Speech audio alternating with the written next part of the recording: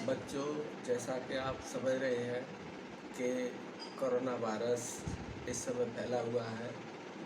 इस भीषण आपदा में ये ज़रूरी हो गया है कि कॉलेज में आप ना आएँ।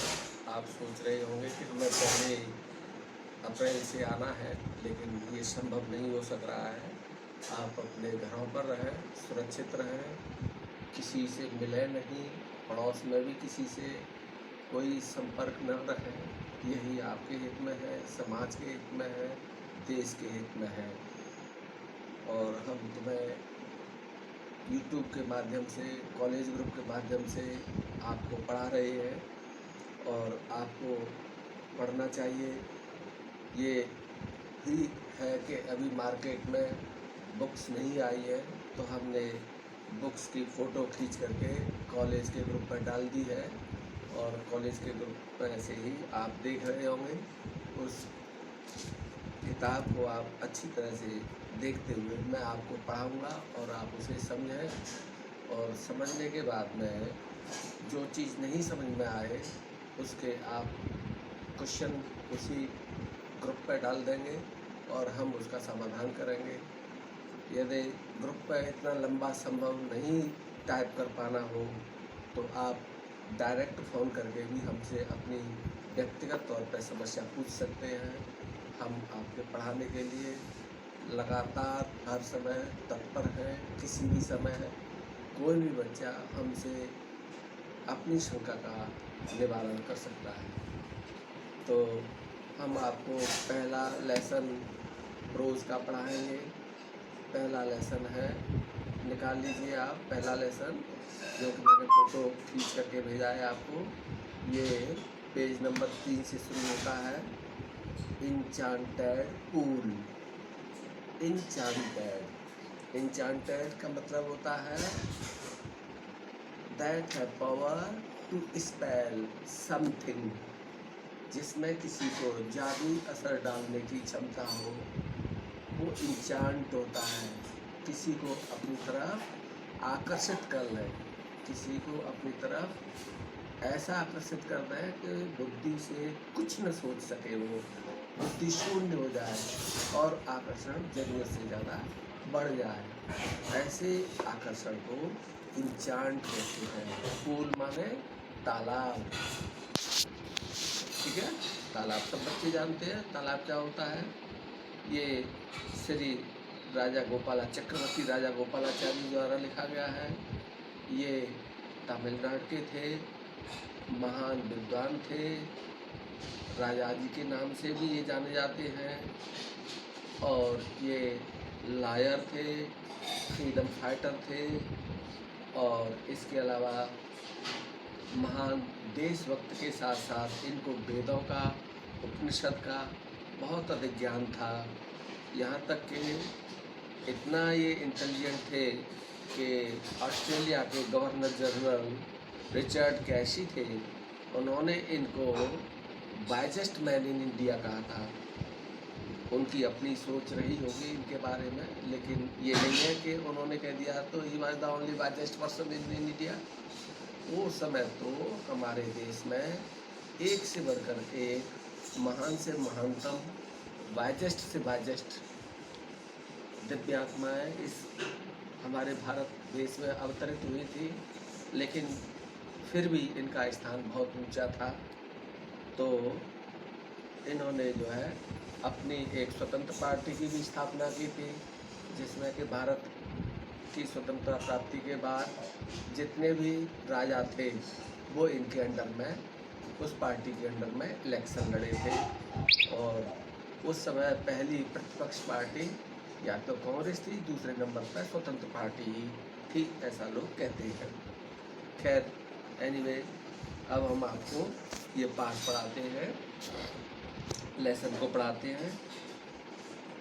Yudhishthir waited for his brothers in anxiety and thirst. Actually हुआ क्या था, ये महाभारत का एक प्रसंग है। महाभारत में ये पांडव, जो कि पांडुपुत्र थे, इन लोगों को वनवास हुआ था।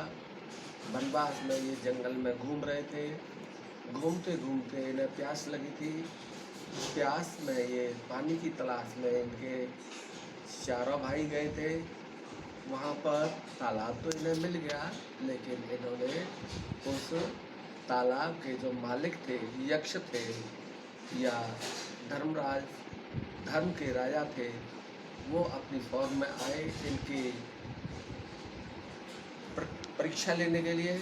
लेकिन वो उनका उत्तर दिए बगैर अपने अहंकार में, बल के अहंकार में पानी पीने का उन्होंने प्रयास किया। लेकिन युधिष्ठिर महाराज ने विनम्रता पूर्वक पहले उनके प्रश्नों के उत्तर दिए और तब पानी पिया और अपने भाइयों को भी उन्होंने जिंदा कर दिया था। तो जो प्रश्न है किए थे, उनके जो उत्तर दिए थे, ये उत्तर हमारे जीवन में जानना बहुत महत्वपूर्ण है। यदि हम इन महत्वपूर्ण उत्तरों को अपने जीवन में बार बार मनन करें, बार बार समझें, तो हमारा जीवन बहुत सुखमय, शांति से, आनंद से कटेगा। इसी को ध्यान में रखते हुए हमारे जो नीति नियामक हैं, उन्होंने इस पाठ को अपने कोर्स में रखा है, अपनी 10th क्लास में रखा है, ताकि तुम्हारे दिमाग में ये बात अच्छी तरह से समझ में आ जाए कि जीवन जीने के लिए क्या क्या महत्वपूर्ण चीज़ें होती हैं जो कि हमें सुख और शांति दे सकती हैं। Yes, come to the point. अब हम पढ़ाते हैं। सबको मिल गया पेपर? कहाँ से पढ़ाना है? पेज देख लिया? सबको मिल गया? ठीक है, then let us start. Yudhishthir waited for his brothers in anxiety and thirst. Can they have been subject to a curse, or are they still wandering about in the forest in search of water?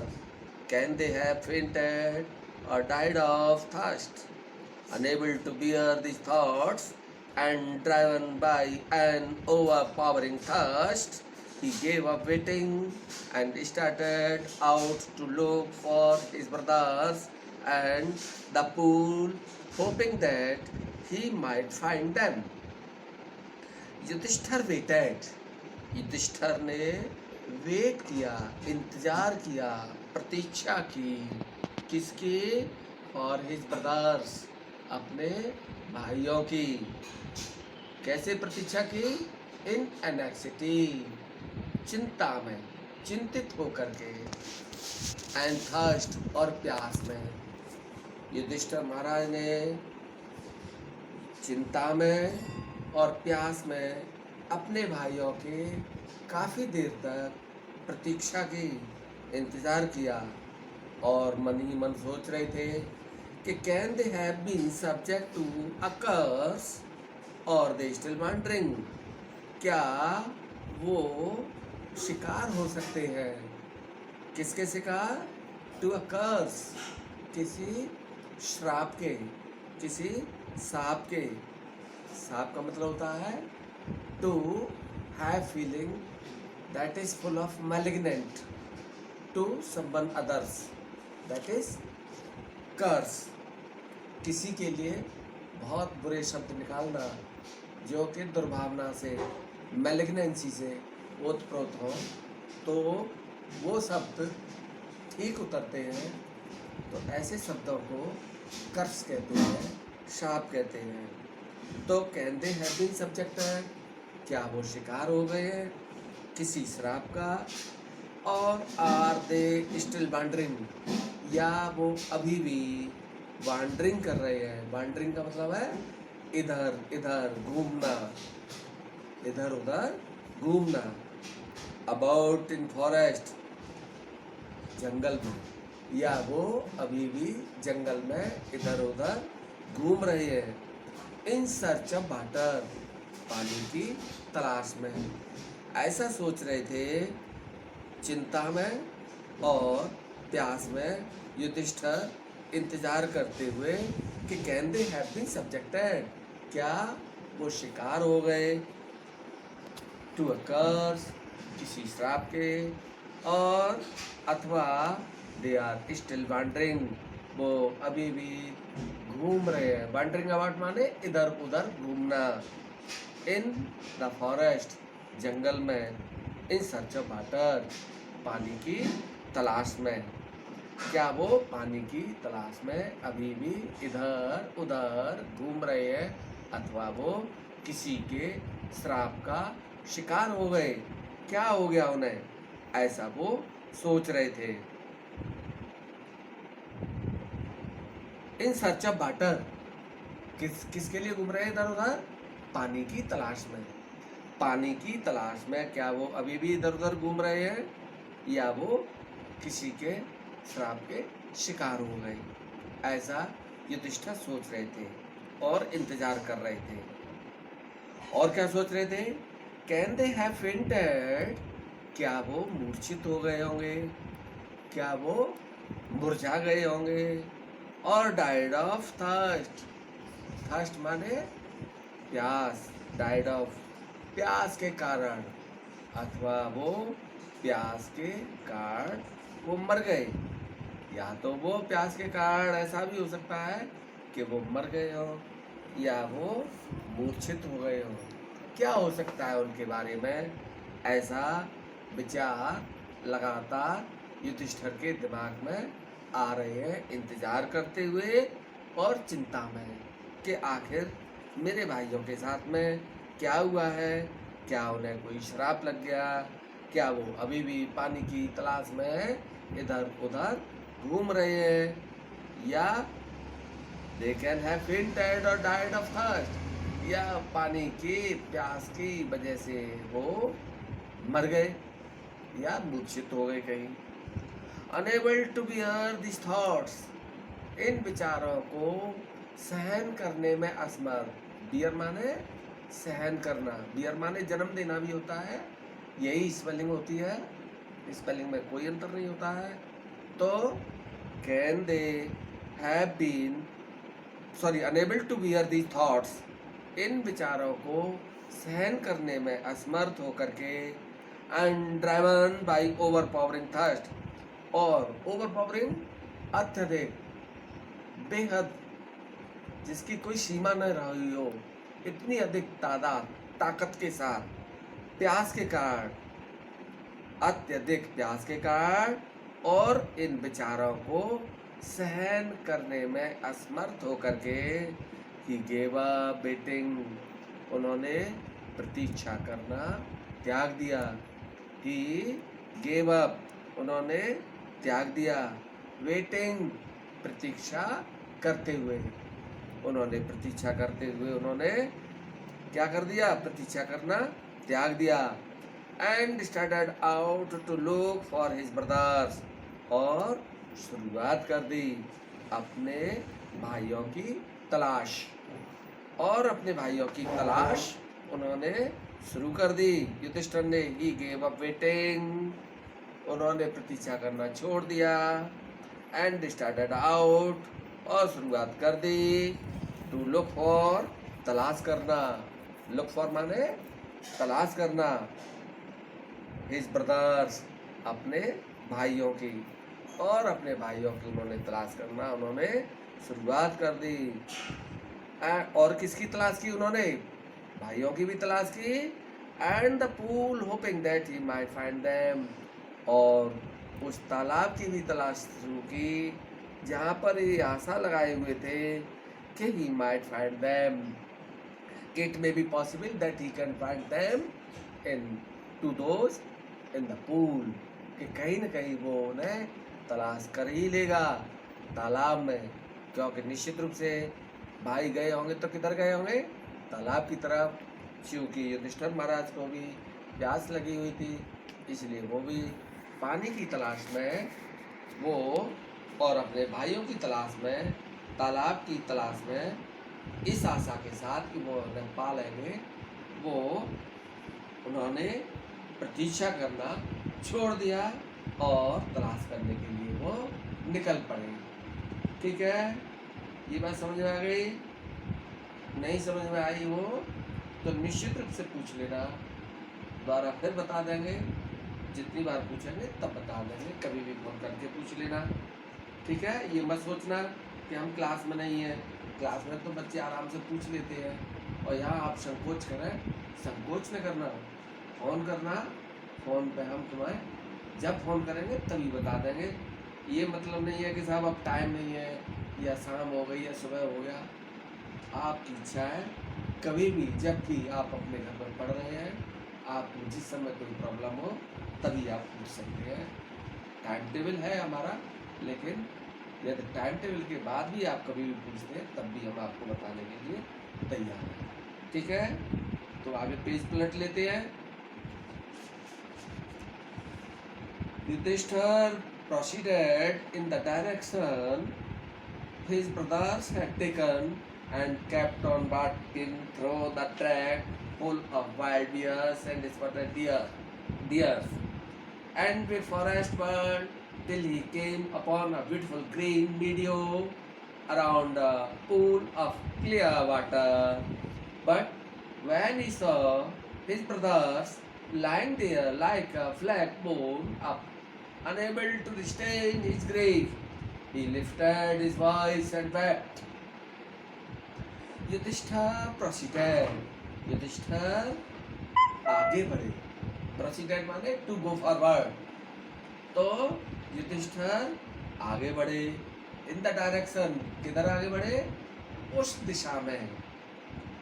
His brothers has taken, जिस दिशा में उसके भाई गए, जिस दिशा को उसके भाइयों ने लिया था, जिस राह को उनके भाइयों ने पकड़ा था, उसी राह में, उसी दिशा में युधिष्ठिर आगे बढ़े। उस तरफ वो उन्होंने अपनी यात्रा स्टार्टेड की थी, आगे बढ़े उस तरफ। एंड केप्ट ऑन वॉकिंग, और जारी रखा वॉकिंग करना, आगे बढ़ना। टहलना तो इस समय जगह पे अच्छा नहीं लगेगा, क्योंकि वो टहल थोड़ी रहे थे, लेकिन यहाँ पर केप्ट ऑन वॉकिंग का मतलब है उन्होंने आगे बढ़ना जारी रखा। थ्रो ट्रैक्स, उन पगडंडियों से। ट्रैक्स मीन्स होता है small narrow ways in the forest, जो बहुत ही पतले, वेरी नैरो, जो वेरी नैरो ट्रैक होते हैं, उनको पगडंडी कहते हैं हिंदी में। तो ही केप्ट ऑन वॉकिंग, उन्होंने आगे बढ़ना जारी रखा, आगे चलना जारी रखा। थ्रो ट्रैक्स, उन रास्तों से होकर के, पगडंडियों से होकर के। फुल ऑफ वाइल्ड बियर, जिसमें के भरपूर जंगली भालू थे। वाइल्ड मीन्स नेचुरल, जंगली भालू थे। एंड स्पॉटेड डियर्स, स्पॉटेड माने चित्तीदार, डियर्स माने हिरन। ऐसे हिरन जिनमें चित्तियां होती हैं तो उसको क्या कहते हैं? चीतल। तो Yudhishthir kept on walking, Yudhishthir ने आगे बढ़ना जारी रखा। थ्रू ट्रैक्स, उन रास्तों से। फुल ऑफ वाइल्ड बियर्स, जिसमें के जंगली भालू थे। स्पॉटेड डियर्स, जिसमें के चीतल भी थे। ऐसे हिरन जिसमें के बहुत अधिक धब्बे थे, निशान थे अलग अलग। एंड बिग फॉरेस्ट, और बड़ी बड़ी चिड़ियाएँ थी। ऐसे जंगल से होकर के गुजरे वो, जहाँ पर के बहुत बड़ी बड़ी चिड़ियाएँ थी। कब तक वो वॉकिंग रखी उन्होंने, कब तक वो आगे बढ़ते रहे? तब तक जब तक के till he came upon a beautiful green meadow, जब तक के वो नहीं आ गए। कहाँ पर?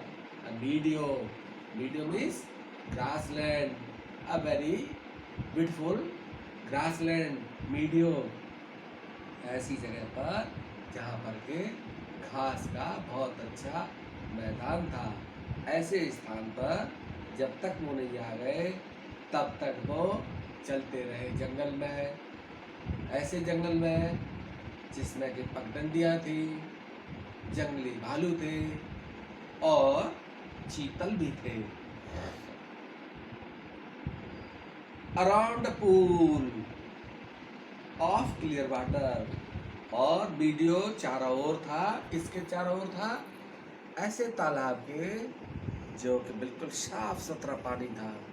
साफ सुथरे पानी के तालाब के चारों ओर चरागाह था। चरागाह से मतलब ग्रीनलैंड वीडियो तब तक वो चलते रहे। But when he saw his brothers lying there like a flagpole, unable to restrain his grief, he lifted his voice and wept. But, लेकिन, when, जब, he saw his brothers, उसने देखा अपने भाइयों को। किसने देखा? युधिष्ठिर ने। जब उन्होंने युधिष्ठिर ने अपने भाइयों को देखा। कैसे देखा उन्होंने? lying there, वहां पर पड़े हुए हैं। like a flagpole, flagpole माने ऐसा पोल जिसके ऊपर झंडा फहराया जाता है, जिसको नेजा बोलते हैं।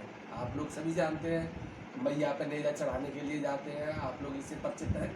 तो नेजा का मतलब क्या होता है? बहुत लंबा वो बांस का एक डंडा होता है, बल्ली होती है, जिसे पोल कहते हैं, और उस पोल के ऊपर झंडा फहराया जाता है।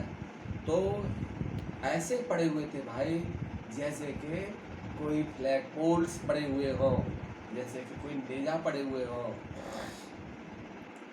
अनेबल टू रिस्ट्रेन, रोक पाने में, रिस्ट्रेन माने to have control over the grief, रंज के ऊपर, अपने रंज के ऊपर कंट्रोल रखने में असमर्थ। रोकना चाह रहे थे, युधिष्ठिर रोना नहीं चाह रहे थे, लेकिन फिर भी unable to restrain his grief, grief माने लेमेंट, रंज, शोक, और उसके लिए असमर्थ होने पर he lifted his voice, उसने बहुत तेज आवाज से के साथ आवाज उठाई, चिल्लाए, and wept, और रोए।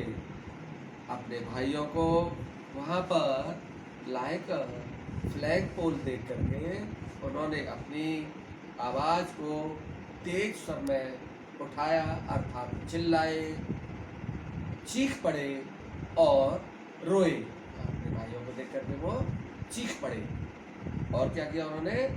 रोए। समझ में आ गया पैराग्राफ? क्लियर समझ में आना चाहिए, ध्यान से समझना चाहिए। नहीं समझते कोई बात नहीं है, पूछने में संकोच मत करना। अच्छा, तीसरा पैराग्राफ पढ़ते हैं। He touched the face of him and Arjun as they lay so still and silent and mourned. Was this to be the end of our woes? Just when our exile is about to end, you have been taken away. Even the gods have forsaken me in my misfortune. He touched the face of him. He माने बोलो युधिष्ठिर। ही माने युधिष्ठिर, वह होता है वैसे, यहाँ वह का मतलब है युधिष्ठिर। तो he touched the face of him, Yudhishthir ने भीम के चेहरे को, अर्जुन के चेहरे को छुआ। As they lay, छू के, as माने because, यहाँ पर क्या होगा? Because, as माने जैसे भी कहेंगे, बल्कि as माने because, क्योंकि they lay, वो पड़े हुए हैं, उसके भाई पड़े हुए हैं। So still, still माने स्थिर, still माने स्थिर, तो वो बिल्कुल स्थिर पड़े हुए हैं, कोई हलचल नहीं है उनमें। एंड साइलेंट, और शांत, चूंकि वो बिल्कुल स्थिर और शांत पड़े हुए हैं। ऐसे स्थिर और शांत भीम और अर्जुन के चेहरे को युधिष्ठिर ने छुआ। एंड मौन, मौन माने टू लेमेंटेड, टू बीव, विद फुल ऑफ सॉरो, दुख में रोना, बिलाप करना, एंड मॉर्न, और उन्होंने बिलाप किया। बिलाप करते करते क्या कह रहे हैं? Was this to be the end of our vows, क्या यही अंत है? क्या यही अंत होने वाला था? Was this to be the end, क्या यही अंत होना था? ऑफ ऑल अवर वोज, हमारी सभी प्रतिज्ञाओं का। बोझ मीन्स प्रतिज्ञा। प्रतिज्ञा का मतलब जानते हैं? प्रत्य माने किसी के लिए, ज्ञा माने ज्ञात रखना। किसी के लिए हमने कोई ज्ञात रखा है कि ऐसा करना है, ये ऐसा होना है, उसको भूलना नहीं है। ऐसे विचारों को प्रतिज्ञा कहते हैं। तो जैसे कहते हैं कि मुझे इस साल हर हाल में 10th क्लास में अच्छे नंबरों से टॉपर क्लास में मुझे पास होना है। तो यदि इस बात को कभी कोई 24 घंटे न भूले और उसके अनुरूप उसके ही अनुसार मेहनत करे, तो ये प्रतिज्ञा है। प्रति माने किसके लिए? हाई स्कूल के लिए। ज्ञा माने जानना है कि मुझे हाई स्कूल के लिए क्या करना है। ऐसे सोच को प्रतिज्ञा कहते हैं। तो खैर, was this to be the end of our always, क्या यही हमारी प्रतिज्ञाओं का अंत होना था? Just when our exile is about to be end, वो भी तब जब हमारी जो एग्जाइल है, हमारा जो वनवास है, उसका अंत होने वाला है। एग्जाइल माने to live in the forest forcefully, not willingly. तो उसको वनवास कहते हैं, जंगल में रहना। तो जस्ट व्हेन, कब? तब जब our exile is about to end, हमारा जो एग्जाइल है, वनवास है, वो भी अंत होने वाला है।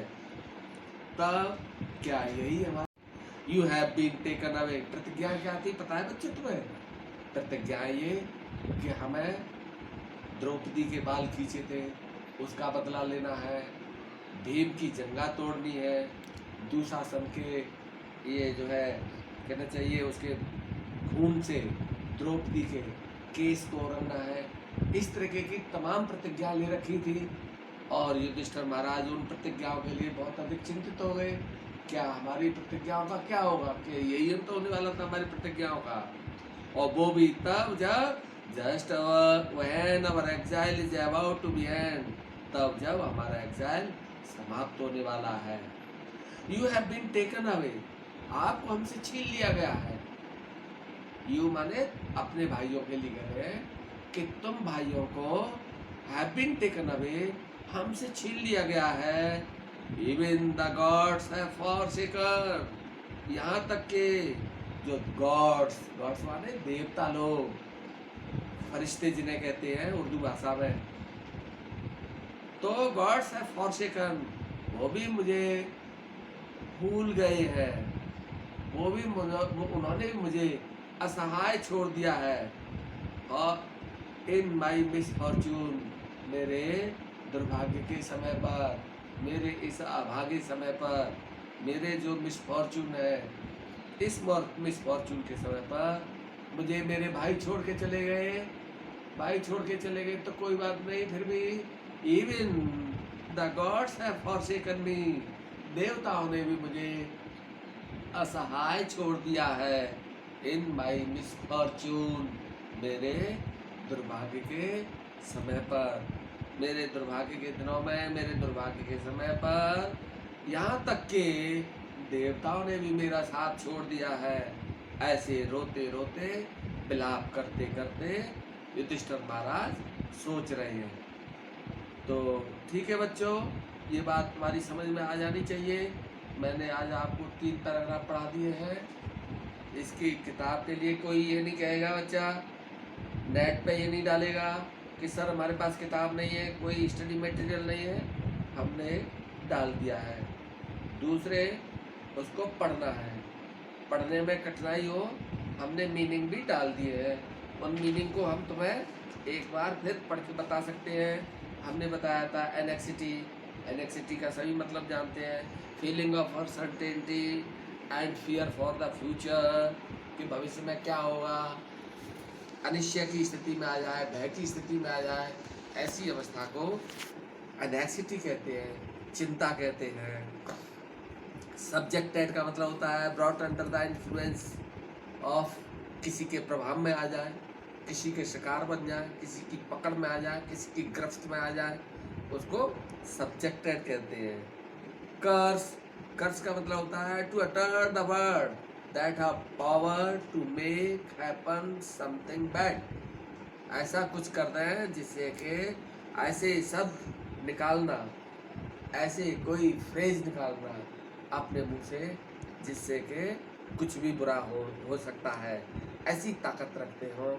उन ताकत रखने वाले शब्दों को कर्स कहते हैं, जिसे हम बोलचाल की भाषा में शाप बोलते हैं। हमने फेंट का मीनिंग बताया, आता है तो अच्छी बात है, नहीं आता है तो उन बच्चों के लिए हमने बता दिया है। टू बिकम अनकॉन्शियस, जिसमें कॉन्शियस हमारी शून्य हो जाए, हमारा कॉन्शियसनेस बिल्कुल अनकॉन्शियस हो जाए, उसको मूर्छित कहते हैं। ओवर पावरिंग का मतलब होता है वेरी स्ट्रॉन्ग, अत्यधिक, बहुत ज़्यादा। और प्रोसीडेड माने टू गो फॉरवर्ड, किसी की तरफ आगे बढ़ना। और ट्रैक माने very narrow way in the forest, जो भी जंगल होते हैं उसमें बहुत पतले पतले रास्ते होते हैं, वेरी नैरो, जहाँ पे एक ही आदमी चल सकता है। आपने जो लोग गांव से संबंध रखते होंगे या कभी कभी किसी फील्ड में निकलते होंगे तो चारों तरफ घास होती है, पेड़ भी होते हैं, लेकिन जिस पर पैदल चलते हैं वहाँ घास नहीं होती है, रास्ता बना होता है जिसमें एक ही आदमी चल सकता है। ऐसे रास्तों को ट्रैक कहते हैं, पगडंडी कहते हैं। और मीडियो, मीडियो का मतलब ग्रासलैंड होता है, सभी जानते हैं, घास का मैदान। Flag pole, pole on which the flags are unfurled, ऐसा पोल जिस पर कि झंडा फहराया जाता है, जिसे नेजा कहते हैं। सभी जानते हैं हिंदुओं के यहाँ मंदिरों पर चढ़ा रहता है, एक बहुत लंबा बांस होता है, बांस के ऊपर झंडा फहराता है, तो उसको फ्लैग पोल बोलते हैं, नेजा बोलते हैं। और मौन, मौन का मतलब लिमिटेड, विलाप करना। और बाउज, बाउज का मतलब है सॉलमन प्रॉमिस, प्रतिज्ञा कर लेना, ये मैं बता ही चुका हूँ। एग्जाइल, एग्जाइल का मतलब है to force to live in the forest, जंगल में फोर्सफुली रहना, किसी कारण से रह सकते हैं, उसको वनवास कहते हैं। फॉरसेक माने to leave alone in the helpless, किसी को असहाय छोड़ देना, किसी का साथ छोड़ देना, हेल्पलेस कंडीशन में बेसहारा छोड़ देना, ये इसके मीनिंग है। ठीक है, तो मीनिंग तुम्हें याद करने हैं, तो मीनिंग नहीं याद करोगे तो भी तुम्हारी बात समझ में नहीं आएगी, मीनिंग अवश्य याद करने हैं। ऐसे समझ लो, अंग्रेजी रूपी बिल्डिंग की शब्द ईंट होती है, यदि ईंट नहीं है तो बिल्डिंग नहीं बनेगी, तो इसलिए अधिक से अधिक मीनिंग याद करो। ये मैंने मीनिंग तुम्हें व्हाट्सएप ग्रुप पर फोटो करके डाल दिए हैं, इनको याद कर लेना। इसके अलावा तुम्हारे लिए होमवर्क भी मैंने दिया है। होमवर्क में पहले और दूसरे पैराग्राफ के क्वेश्चन दिए हैं, तो पहले दूसरे पैराग्राफ के इसमें क्वेश्चन दिए हैं मैंने, जैसे who says this that they can have been subject to the curse, किसने कहा था ये कि क्या वो शिकार हो सकते हैं किसी शराब के, तो आपको ये बात अंग्रेजी में बतानी है। ठीक है, हु की जगह पर जिसने कहा है उसका तुम्हें नाम लिखना है और टेंस को बदलना है। ठीक, इसी तरीके से name the person who was unable to bear the thoughts, उस व्यक्ति का नाम बताओ जिसको के विचारों को सहन करने की क्षमता नहीं रही हो, जो नहीं सहन कर पा रहा हो, ऐसा कौन आदमी था इस पैराग्राफ में, तो आपको बताना है उस आदमी का नाम। समझ जाना चाहिए आपको, या ध्यान से सुना है तो, और नहीं भी फिर भी समझ में आया तो आप हमसे पूछ लेना, सर मेरी समझ में नहीं आया। Why did Yudhishthir lift his voice and wept? जो युधिष्ठिर थे उन्होंने अपनी आवाज़ को क्यों तेज उठाया, यानी चिल्लाए क्यों, क्यों रोए थे, तो ये तुम्हें पता ही है, पढ़ लिया है क्यों रोए थे, क्या हुआ था। भाई उनके भाई मर गए थे, मरे हुए देखे उन्होंने, मूर्छित अवस्था में देखे, तो निश्चित रूप से कोई भी अपने भाई को देखेगा तो रोएगा। इसी बात को आपको अंग्रेजी में कहना है। ये 9th क्लास में हम बता चुके हैं कैसे लिखते हैं, क्या करते हैं, इसलिए कोई बच्चा ये शिकायत नहीं करेगा कि सर हमको नहीं लिखना आ रहा है। हमने 9th क्लास में तुम्हें सिखा दिया था, एक एक चीज़ करके सिखा दिया था कि कैसे कैसे क्वेश्चन बनाते हैं। हु का कोई क्वेश्चन पूछते हैं तो नाम लिख करके कैसे कैसे क्या क्या परिवर्तन करते हैं, और वाई होता है तो बिकॉज लगाते हैं या सो लगा करके करते हैं उसके आंसर की शुरुआत। ये सब हम तुम्हें बता चुके हैं और ध्यान से सुनने की ज़रूरत है बस। Which word in the passage means the cried, cried का किस मतलब से इस पैसेज में ऐसा कौन सा शब्द आया है जिसका के मीनिंग क्राइड निकल रहा है। अब इसमें से देखो, एक शब्द इसमें ऐसा देखा है जिससे कि आप निश्चित रूप से कहेंगे कि इसका मतलब क्राई होता है, चिल्लाना होता है। ठीक है, तो यही तो मैं 4 क्वेश्चन करने हैं और जो चीज़ नहीं समझ आए वो पूछने हैं। मैं पहले ही बता चुका हूँ, कभी भी पूछेंगे, किसी भी समय पूछेंगे। बाय द वे फोन नहीं उठाएंगे, हम नहीं उठा पाते, कभी कभी ऐसा होता है, तो तुरंत कॉल बैक करके हम आपसे संपर्क कर लेंगे। ठीक है, और फिर हम कल फिर पढ़ाएंगे, और कल तक के लिए अभी आप इसे याद कर लेंगे और याद करके समझ लेंगे। समझ करके जो परेशानियाँ हैं, कठिनाइयाँ हैं, वो आप हमसे अपडेट हो लेंगे सोने से पहले, या कल हम पढ़ाएंगे उससे पहले।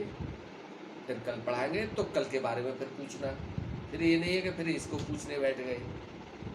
ठीक ठीक, थैंक यू।